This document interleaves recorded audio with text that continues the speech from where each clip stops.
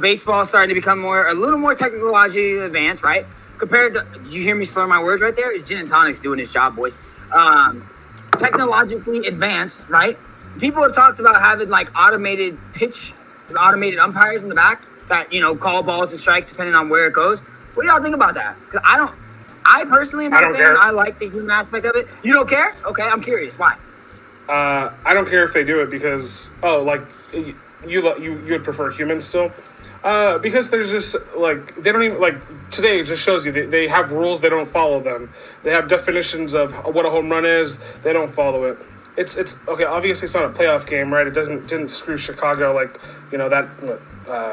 13 years ago, that the play in the foul line. But anyways, if you can figure out how to make the game smarter, I would still like, the umps on the field, not necessarily just for show, but, because there still are some, responsibilities that an ump should be able to carry. But yeah, if there's a way to make it cleaner, because when we watch at home and we see we see in the box, and it's like, why even show us the box? Because it just fuels the viewer to be like, oh, well, that was a strike, right, and they called that a ball, so, and then... Yeah, and unless it's one of those... Oh, you're good. No, that's one of those things where it's tailored to each player and their height and everything. If they can do something like that, because every time when we see it at home, it's the same size rectangle. So it's it doesn't account for the same player all the time. Max Muncy's six feet tall, but Cody Bellinger's 6'5". So it's a little different. Sorry to cut you off, but... No, you're good. I just had a beer belch. Thank you for talking while I let it out silent. So about the strike zone, I remember playing the old school MLB baseball games on my PlayStation 2, right? Even Xbox 360, but the box would change per batter, so it wasn't always the same. So technically the ump is supposed to remember how small it used to be when I don't know if you guys ever played with Jeff Bagwell, but he used to do that the hunching one. It used to be this small of a box. Because have the rules strike that guy out.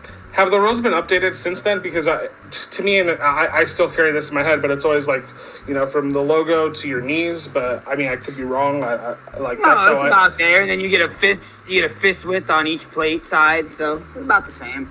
So, but I mean, with Edwin Rios, you could have put freaking 3 fists, and it still wouldn't have been a freaking strike. It's crazy. Well, there's another way to look at that too. The argument will be had. Well, the umpire was calling that for everybody the entire game. Okay, so that's how. But you know what? The robot, the animatronic umpire. See right 3, you're out. They would call that perfectly because they would call it the same way every time, unless. Remember that one drone that came into Dodger Stadium? I don't know if you guys saw that last year, where Kike was freaking out because he was getting interviewed on Spectrum Network. On the drone, yeah. And then the drone lowers in. I mean, I guess an animatronic robot umpire would get hacked at some point. Blame it on the Russians and then just move on with the day. It'll give a Fox News something to talk about, even though they don't necessarily know what they're talking about when they talk about sports, but. I mean, I like the human aspect personally.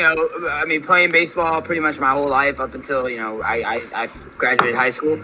There's a little back and forth that you have, with the umpire and stuff. I mean, I've called out umpires and be like, "Yo, come on, bro, you've been calling that all game, and then now we're here in bottom of the 7th. You go ahead and give that. You know what I'm saying?" So the human aspect is a real thing in baseball. I think definitely more so than football and basketball. Basketball is a lot more ball hit the line, we out. You know what I'm saying? Your foot was on the line, we out.